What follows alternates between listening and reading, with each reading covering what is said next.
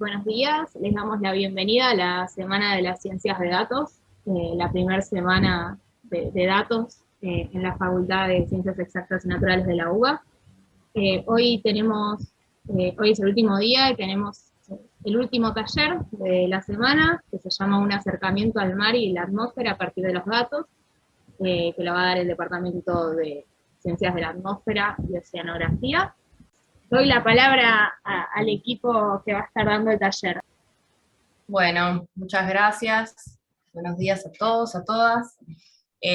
Como bien dijo Florencia, vamos a dar una pequeña presentación, un taller que se trata sobre acercarnos a conocer el mar y la atmósfera a partir de los datos. Nosotros, los talleristas, somos todos miembros del Departamento de Ciencias de la Atmósfera y los Océanos de la Facultad de Exactas. Está con nosotros Inés Leiva, que es doctora en Ciencias de la Atmósfera y los Océanos, que anda por ahí. Quien les habla, Daniela Rizaro, también está Melina Martínez, recientemente licenciada en Oceanografía, y Diego Moreira, que tanto como yo es oceanógrafo también, doctores en Oceanografía. Así que bueno, vamos a estar dirigiendo un poco este taller, donde los esquemas de trabajo son los siguientes. Vamos a preguntarnos cómo es que podemos medir en la naturaleza los procesos físicos asociados al mar y a la atmósfera. ¿Qué tipo de información podemos obtener de esas distintas mediciones? ¿De qué manera visualizarla? Y vamos a trabajar sobre métodos de visualización utilizando un cierto programa. Entonces, para arrancar, vamos a plantearnos esta primera pregunta, que es, ¿cómo es que se mide en la naturaleza? ¿De qué manera podemos obtener datos que nos hablen de cómo se mueven el mar y la atmósfera? Y bueno, uno de los primeros datos que podemos analizar son lo que nosotros conocemos como los datos in situ, es decir, el dato que es medido, que hay una persona, un observador, una observadora que va y mide ese evento. Y estos datos son muy importantes porque son datos que van a ser únicos, porque es un dato que va a ir a registrar ese momento en particular. Por ejemplo, acá lo que pueden ver en este camión es, tal vez conocen, que hace un par de años se realizó una gran campaña en Córdoba donde se producen unas tormentas muy intensas. Es el programa que se llamó Relámpago. Y este proyecto lo que hizo fue ir a medir esas tormentas. Y estos camiones, como ven ahí, tienen instrumentos que lo que hacían iban a registrar las características de esa tormenta. Y esto es lo que hace que estos datos sean muy relevantes, porque estos datos son datos únicos, datos asociados a esa tormenta, ese momento en particular. Después les voy a mostrar otras formas de medir otros datos meteorológicos en sí. Bueno, y como les comentaba Ine, con respecto a la obtención de los datos in situ de la atmósfera, es similar también lo que pasa en el océano. En este esquema de acá podemos ver unos operadores trabajando arriba de un barco y están introduciendo lo que se llama una roseta en el fondo del mar, ¿no? Esa es una manera de obtener una medición directa de las variables oceanográficas, físicas que podemos obtener. Existen otras maneras de medir el océano, no solamente a través de estas rosetas, estas botellas que se introducen en el mar, que piensen que es un barco que se fue al medio del mar, y a través de un mecanismo introdujo este aparato, esta roseta hasta el fondo, y como les comentaba Ine, es un dato único y repetible en el tiempo. Y no solamente lo hacemos a través de rosetas, sino que existen otras maneras, puede ser colocando sensores en elefantes marinos u otros animales que también proveen datos reales y únicos del mar, o introduciendo boyas que van derivando por el tiempo, o instrumentos fondeados. Bien, pasando ahora a lo que son las medidas más indirectas, existe una gran fuente de datos que son los datos que nos proveen los satélites. Los satélites que orbitan alrededor de la Tierra, muchos de ellos son capaces de medir variables físicas del océano, como puede ser la temperatura, o como puede ser la rugosidad de la superficie, de la cual podemos estimar cómo son las olas o cómo es el viento, y también son capaces de ver cómo es el color del mar.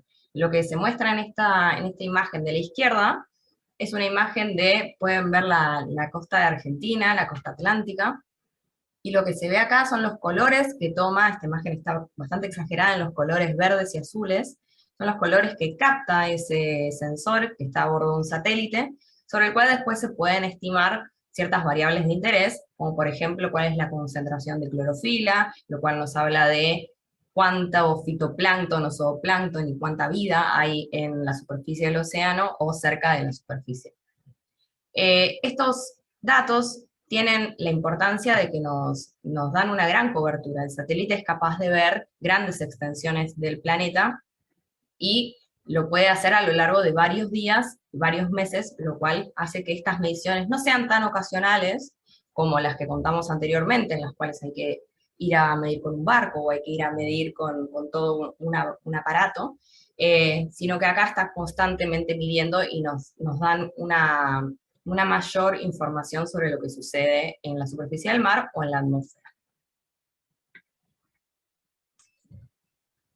Sí, acá sumando a lo que contó Dani, no sé si recuerdan, pero yo vengo con los casos pochocleros. Hace poco hubo un ciclón extratropical que fue furor en las noticias. Justamente los satélites los que nos permiten es analizar estos fenómenos, no únicamente quedarnos con lo que sucedió, por ejemplo, en la ciudad de Córdoba, sino ver los procesos en gran escala. Ver cómo fue evolucionando el sistema y cómo se traslada, y eso es lo que nos permiten ver todos estos tipos de sensores que nosotros tenemos.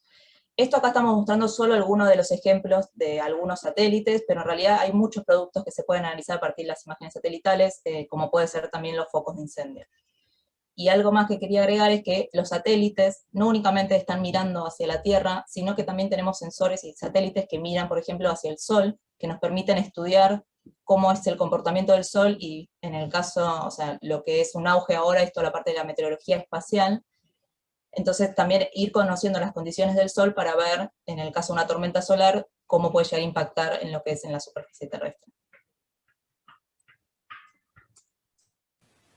Bueno, luego tenemos lo que son los datos provenientes de modelos numéricos o el modelado numérico. Acá tenemos imágenes de lo que fue la primera computadora en exactas, sí, Clementina, y lo que es la computadora en el centro de datos de MISIT, y una en Barcelona. Estas supercomputadoras tienen una gran capacidad de almacenamiento de información y además de procesamiento de información. Y un modelo numérico es representar una región del océano, como mostraban las chicas, con una determinada resolución, con una grilla separando como si fuera una batalla naval ese dominio en una grilla con una cantidad de puntos. Y en esos puntos, este modelo numérico va a resolver ecuaciones, ¿sí?, matemáticas, ecuaciones numéricas, para poder evaluar lo que pasa en este momento, lo que pasó tiempo atrás, y lo que hacen los pronósticos es tratar de predecir o ver lo que va a pasar a futuro. Ese tamaño de grilla es muy necesario conocerlo según lo que yo quiera analizar. Si voy a tener un modelo numérico para todo el globo, voy a tener un determinado tamaño de grilla, pero también puedo tener un tamaño de grilla con mayor resolución como para una zona costera o un río, ¿sí? O si quiero ver la variabilidad atmosférica, necesito tener un dominio grande como puede ser toda Sudamérica, para entender cómo son esos procesos que se dan en la atmósfera y en el océano. Pero cuanto más resolución tengo en el modelo, más costo computacional voy a tener. Así que ahí hay que hacer un ejercicio de costo y beneficio para tener un buen modelo numérico aplicado que resuelva las ecuaciones y nos provee información. Ahora, la información que necesita el modelo numérico también tiene que ser validada y calibrada con observaciones reales. Si el modelo numérico puede interpretar y suponer lo que va a pasar, pero cuando nosotros después eso lo calibramos y lo validamos con observaciones reales, el modelo termina siendo robusto y provee buena información. Esos datos también los utilizamos para entender los procesos físicos en la atmósfera y en el océano. Y bueno, ahora pasando ya a una segunda instancia de qué tipo de información existe. Ya vimos cómo la medimos, pero bueno, ahora qué variables son las que nosotros analizamos. Y acá un poco el juego era ver qué tipo de variables a algunos se le ocurren. Por ejemplo, ahora en Buenos Aires está haciendo muchísimo calor, entonces estamos todos atentos cómo va evolucionando la temperatura minuto a minuto. Pero en realidad las variables que analizamos, tanto los oceanógrafos como oceanógrafas y meteorólogas, son muchísimas las variables que estamos analizando constantemente. Acá les nombramos solo algunas de las que están. En particular, para ver un poco lo que son las variables meteorológicas, podemos hablar de lo que estamos más acostumbrados, de lo que es la temperatura, la precipitación, lo que es la lluvia, la humedad, lo que mata es la humedad, todos lo sabemos. También es, bueno, cantidad de horas de sol, radiación, son muchísimas las variables que existen. Podemos pensar y cada uno va a contar y va a le surjan distintas variables. Y después en particular lo que son las variables meteorológicas, acá lo que les muestro es la estación de Villortúzar, acá ubicada en plena centro de la capital federal, que es la estación oficial de servicio meteorológico, y pueden observar que cada una de esas estructuras blancas que están viendo son distintos sensores, son distintas variables que están midiendo. Dentro de lo que está el abrigo meteorológico podemos ver lo que es la temperatura máxima, la temperatura mínima, la temperatura, la presión. En este tanque se mide la evaporación, en estos recintos que ven acá se mide el registro de precipitación. Pueden ver acá chiquitito una veleta que es para medir la intensidad del viento, también medimos lo que es la dirección del viento, pero acá lo que es interesante es que no nos quedemos con una idea de que solo medimos en superficie, sino que nosotros podemos medir en distintos niveles. Como se puede ver en esto, en lo que estamos marcando, es un radiosondeo. Un radiosondeo es un globo que está lleno con helio, y que tiene tiene atado una estación meteorológica, una cajita que va midiendo. Y eso lo que nos permite es obtener estas mismas variables que les estoy nombrando, pero en toda la estructura de la vertical. Entonces va a ir midiendo cómo es la temperatura a medida que el globo asciende en el tiempo. Y esto también son, de nuevo, como mediciones que le hacemos como que son mediciones únicas, porque es el radiosondeo que lo soltamos y vamos a registrar todas las características de la columna en la atmósfera en ese lugar específico. Y esto así se puede replicar en varios lugares, en varios momentos. En particular el servicio meteorológico tiene toda una estructura de medición. Pero bueno, a lo que voy es que las variables meteorológicas son un montón las que podemos estar analizando, y en distintos niveles y en distintos lugares.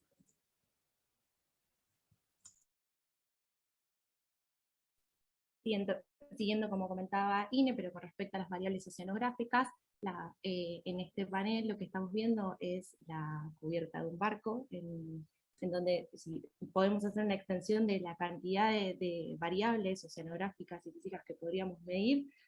Las enlistamos acá al costadito, solo algunas poquitas de ellas, como la temperatura de la superficie del mar, la cantidad de sal, la profundidad que está asociada a la presión, la clorofila, la turbidez, incluso la altura del nivel del mar. O sea, se nos pueden ocurrir un montón más, y de vuelta, como mencionaba Ine, hay distintos instrumentos y aparatos que nos permiten no solamente medir la superficie, sino también en la profundidad, o incluso tener algún sensor que esté en el fondo y que mida desde el fondo para arriba la superficie con distintas frecuencias, con distintos valores. Después uno puede recuperar el instrumento, y existen organismos que recopilan toda la información de todos los barcos, de todos los buques, de todos los instrumentos que fueron fondeados, y esa cantidad de datos después queda disponible para que se puedan realizar numerosos estudios.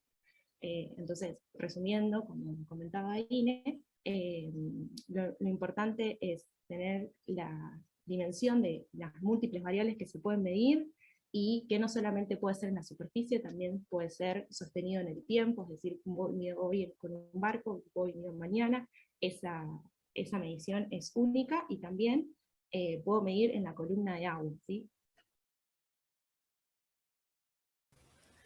Bien, entonces acá las chicas nos contaban cómo podemos o qué variables son las que medimos. Y lo que tenemos que tratar de ver ahora es cómo las vamos a visualizar, ¿sí? Tenemos una gran información, ¿sí? Muchos datos de distintas variables, de distintos lugares, de distintas alturas o profundidades. Bueno, ¿cuáles son las estrategias para visualizarlos? Vamos a tener, o en particular vamos a analizar tres. Una que son las series de tiempo. Acá en el eje X, ¿sí? Vemos el tiempo que está en este caso puesto en años, pero pueden ser días, pueden ser meses, pueden ser minutos o pueden ser segundos, ¿sí? Y en la escala vertical es la escala de la variable, que puede ser la temperatura, puede ser la profundidad, puede ser la altura de la ola, ¿sí? Y vamos a definir esta escala de tiempo según la variable que vamos a medir. Si vamos a medir la temperatura, podemos hacerlo temperaturas a lo largo de los años, o la temperatura en cada una de las horas, o también cada minuto, depende el sensor que tenga y cómo lo vayan midiendo. Entonces ahí también tenemos que tener en cuenta la gran cantidad de información que vamos a estar colectando y vamos a intentar representar. La otra forma de visualizar datos meteorológicos y oceanográficos son cortes verticales. Como les mencionaba Ine, con los globos sonda miden esta estructura vertical de la atmósfera, donde miden la velocidad, la temperatura, la humedad, ¿sí? Y la presión, que es el gráfico que tenemos ahí sobre la derecha. Y en el de la izquierda es lo mismo, pero para el océano.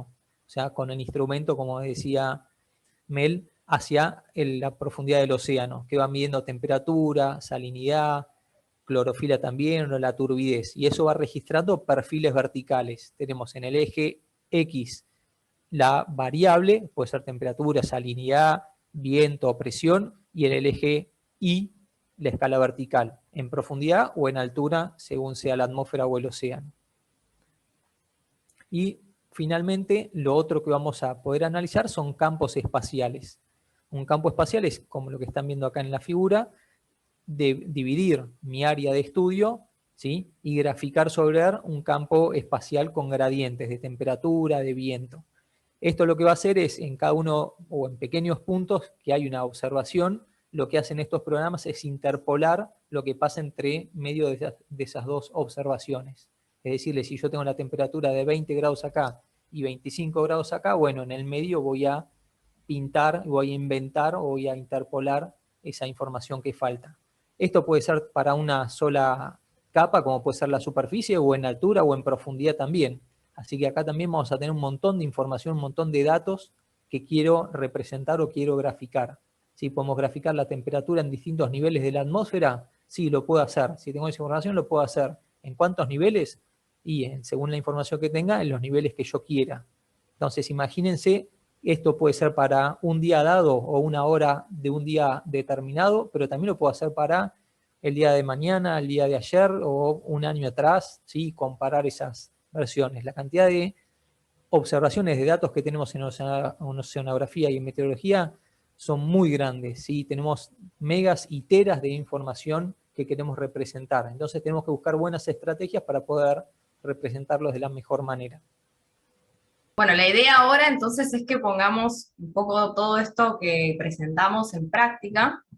Entonces, tenemos la idea de presentar 3 estrategias distintas, vamos a elegir una solo para agilizar el trabajo, y vamos a seleccionar un tipo de variable de interés, que ahora vamos a ver bien qué tipo de variable elegimos, y vamos a utilizar un programita en Python, que ahora Diego nos va a compartir un notebook que él se armó y lo vamos a ir siguiendo, donde vamos a ver paso por paso de dónde sacamos la información, esa información en qué tipo de archivo viene, cómo hacemos para leer y acceder a esa información, y por último, qué distintas estrategias tenemos para analizar esa información a través de distintos gráficos o distintas estrategias.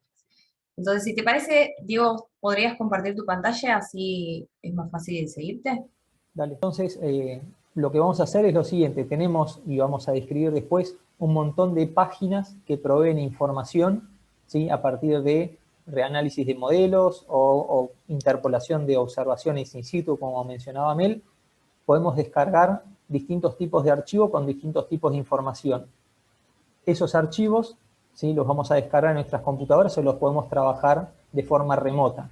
En este caso vamos a estar trabajando con este Colab que está escrito en Python, donde le tenemos que dar distintas instrucciones a la computadora. Esto es colaborativo, o sea, es online, no tenemos que tener instalado nada en nuestra computadora, pero tiene que estar dentro de nuestro Drive o nuestro Google Drive o una carpeta que le asignemos la información que vamos a leer. Algunas plataformas que proveen observaciones o datos o interpolación de datos también tienen sus graficadores. Al final vamos a mostrar o vamos a ver algunas de ellas. O sea, directamente desde esas páginas podemos elegir una variable y graficarla con el graficador que esta página provee. En este caso lo que les vamos a mostrar acá es un script que es un código. Uno le va dando instrucciones a la computadora. En esta primera sección, ¿sí?, lo que vamos haciendo es decirle al programa instalar este tipo de librerías, ¿sí?, para manejar matrices, para hacer cuentas entre variables, para importar archivos que están separados por coma, para poder interpretar el viento, para importar archivos o librerías de archivos escritas con un formato determinado, ¿sí? Vamos a tener planillas de texto, podemos tener datos compilados como si fueran capas, digamos, de un pan lactal, digamos, para cada uno de los tiempos, una superficie, otra superficie u otra superficie. Esos son comúnmente los datos con los que trabajamos. Lo que tenemos acá después justamente es decirle al programa este que incorpore los datos que están contenidos en mi carpeta de Google Drive, que es lo que nosotros le compartimos, y si lo vamos a compartir después, les voy a cambiar acá esta carpeta, y acá vemos en la carpeta de Google Drive el archivo que estoy escribiendo en Python, y 3 archivos con un formato NetCDF, se llama, que son formatos compilados de datos de temperatura media anual, de una base de datos, una plataforma que después le vamos a comentar, temperatura estacional y también la salinidad media del océano en este caso. Pero podemos tener otras variables, podemos tener resultados de pronósticos, datos de viento, de temperatura de la atmósfera para momentos pasados, o podemos ver las predicciones que hace el IPCC para el futuro. Podemos graficar un montón de cosas siempre y cuando tengamos esos archivos. Ahora, una vez que tenemos esos archivos, lo que tenemos que hacer es leer, o sea, esas librerías, que cuando se ejecuta el programita este, vamos a ir un poquito para arriba de vuelta, yo ejecuto este programita, espero que no se me haya cerrado, y va a ir leyendo cada una de estas líneas, que antes en mi momento cuando aprendí a programar era 10, input, M, 20, y vas diciendo línea por línea lo que tenía que hacer el programa. Acá es más intuitivo, en Python es lo que se está utilizando ahora, y va pasando, fíjense el triangulito verde, punto por punto, qué es lo que va haciendo. Va importando librerías, va trabajando con distintas partes de esas librerías. ¿Sí? Esto puede llevar un tiempo o no, pero esto yo lo estoy corriendo no en mi computadora, sino en una computadora remota. Y acá, chicas, si ustedes quieren incorporar algo, adelante.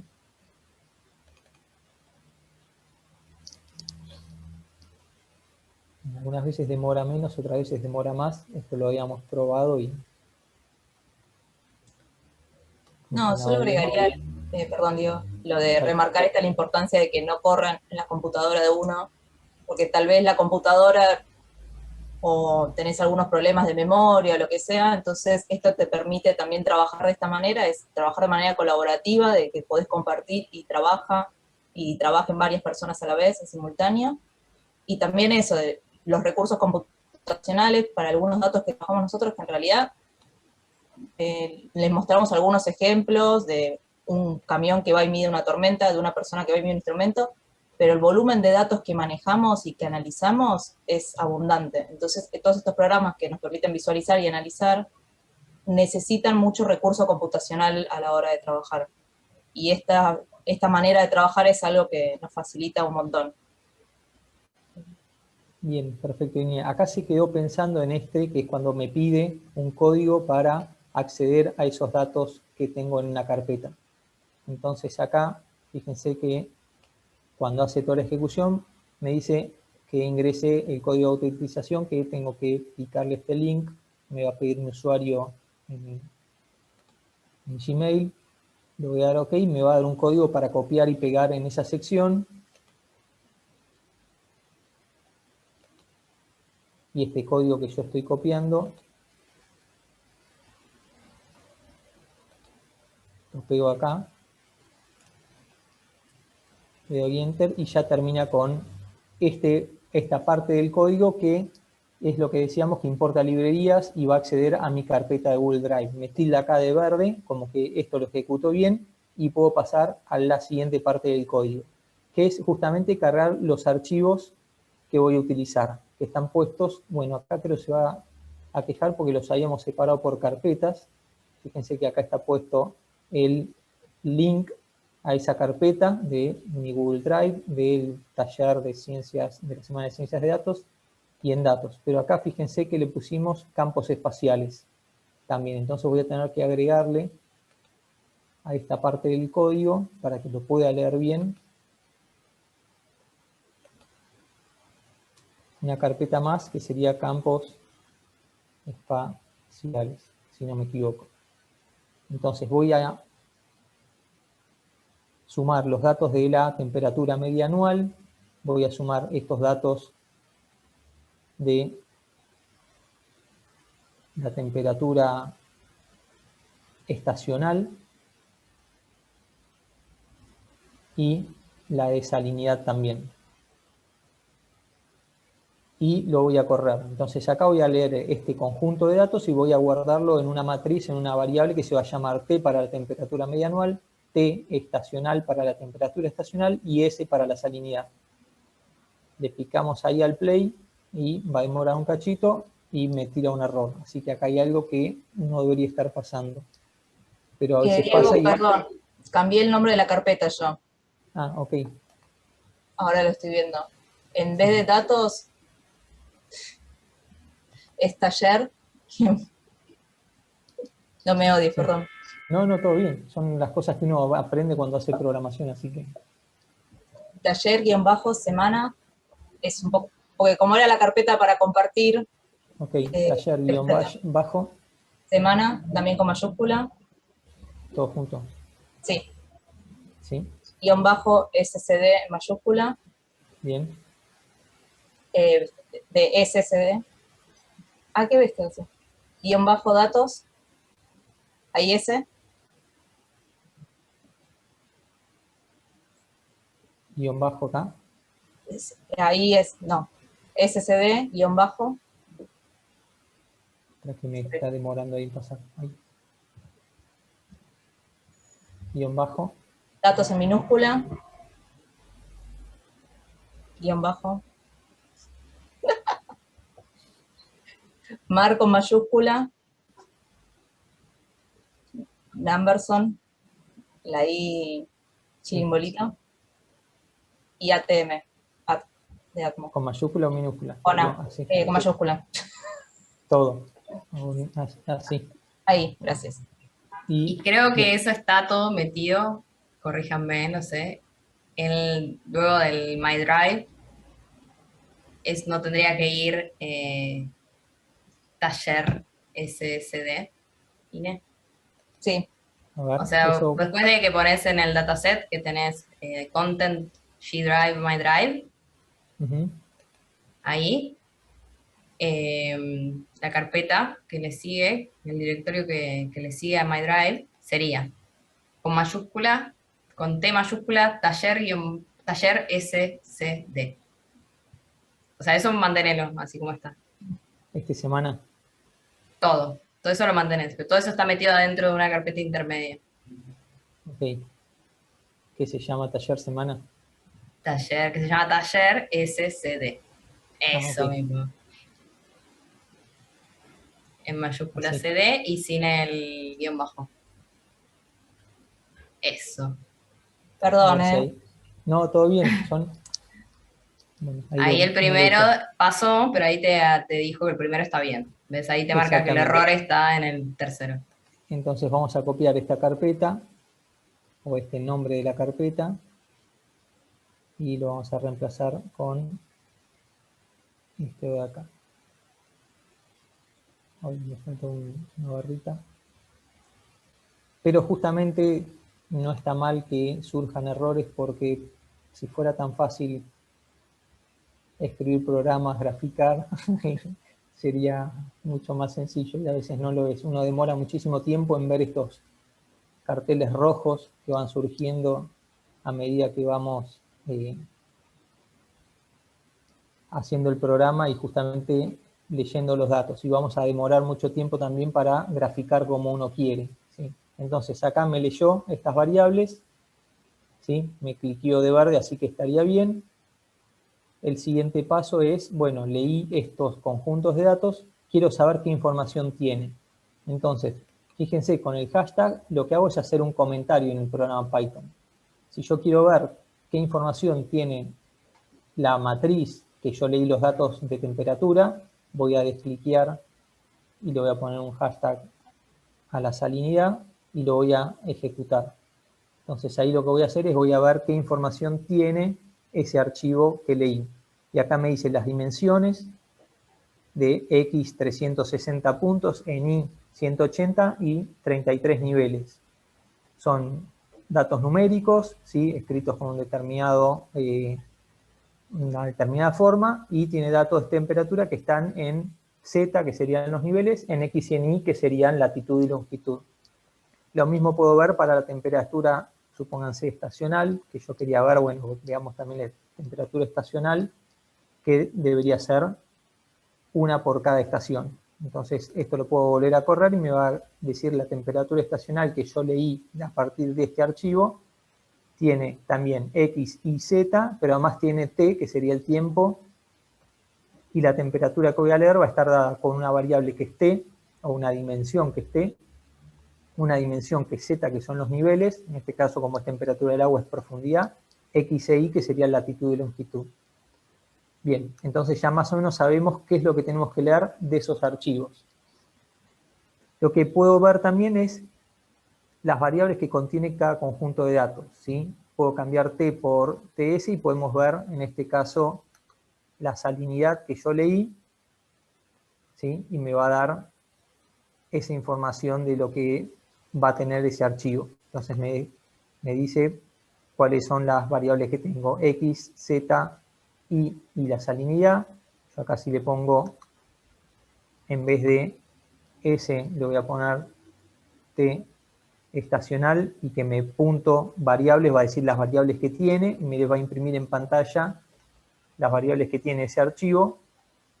Aparece el tiempo que sería la T y las temperaturas para cada uno de esos tiempos. Por supuesto, muchas de esas instrucciones las vamos a encontrar googleando y aprendiendo, así que no va a ser más que tratar de identificar un poco eso. Y después lo que uno termina haciendo, o lo que empieza a hacer, es extraer esas variables y guardarlas en algún vector o en alguna matriz. En este caso voy a extraer las variables de temperatura, que estaban llamadas, perdón, del archivo este de temperaturas. Las voy a guardar en latitud, longitud, el Z lo voy a guardar en profundidad, y la temperatura en una variable que se llama temp. ¿Sí? Lo mismo voy a hacer para la temperatura estacional y para la salinidad. Entonces, esto va a ir pasando cada uno de estos sectores. Este lo leyó bien y ya tengo guardado en estas variables, latitud, longitud, profundidad y temp, lo que yo le estoy pidiendo. La salinidad también. Una vez que leyó todas estas variables, bueno, me pongo a graficar. Para eso también tenemos que meternos en la página, en páginas, digamos, dedicadas a escrituras en Python, que nos enseñan cómo graficar y qué hacer, pero básicamente es abrir un archivo que va a ser una figura, cargar un mapa base para los continentes, hacer un grillado de latitud y longitud para describir los puntos de grilla en cada situación. Acá yo puedo seleccionar el nivel o la profundidad que voy a graficar, como tenía en este caso 32Z, le puedo ir cambiando ese nivel, le defino los niveles o los levels, sería de la escala de colores que voy a tener, ¿sí? Para la temperatura voy a ir de -5 a 30 grados de temperatura y hago un gráfico de contornos para estos X e Y, latitud y longitud, y la temperatura con el nivel N que le definí acá arriba, ¿sí? Y con estos niveles o valores, escala de valores que yo ya le definí. Y dibuja la línea de costa, dibuja los continentes, los paralelos y los meridianos, y los títulos para los ejes. Esto yo lo ejecuto, y si todo sale bien, me devuelve una figura con la temperatura media anual para todo el globo, ¿sí? Donde tenemos las temperaturas más cálidas en el Ecuador, que era de esperar, y las temperaturas más frías cercanas a los polos, ¿sí? Y podemos ver en algunos casos algunas corrientes como corrientes frías, ¿sí? Y corrientes cálidas en otros lugares. Esto es la temperatura media anual. Podemos hacer lo mismo. Fíjense, vamos a repetir, voy a cambiar el N, voy a ir a otro nivel, a otra profundidad. Le voy a poner el nivel 10 de profundidad y lo voy a volver a graficar. Una cosita más, acá yo le comenté con este hashtag de guardar la figura con este formato, o sea, puedo ir guardando las figuras que quiero, ponerle acá temperatura superficial y guardar la temperatura superficial corriendo esta instrucción nada más. O en este caso va a ser la temperatura en el nivel 10, ¿sí? Que voy a correr ahora y la va a guardar en ese archivo en mi carpeta de Drive. Esto, por supuesto, en un taller de 40 minutos es difícil de llevar para adelante.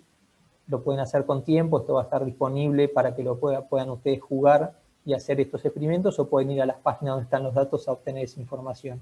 Y sobre todo googlear para aprender qué graficar, cómo cambiar los colores, etc. Pero fíjense, para el nivel 10, las temperaturas son mucho más bajas, ¿sí? En todo el océano.